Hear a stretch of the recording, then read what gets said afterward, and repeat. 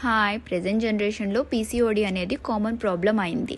అయితే ప్రతి ఒక్కరూ పీసీఓడి వచ్చింది అని డయాగ్నోజ్ అవ్వగానే ఇంకా మాకు పిల్లలు పుట్టరా అని భయపడుతూ ఉంటారు అని క్వశ్చన్ రైజ్ చేస్తూ ఉంటారు.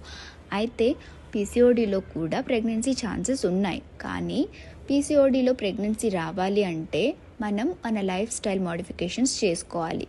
పీసీఓడిలో లైఫ్ స్టైల్ మోడిఫికేషన్స్ చాలా కీ రోల్ని ప్లే చేస్తాయి. లైక్ రోజులో పర్టికులర్గా ఇన్ని అవర్స్ మనకి స్లీప్ అనేది చాలా mandate. Like 7 to 8 hours sleep and proper diet and healthy weight ఇవన్నీ చూసుకోవాలి.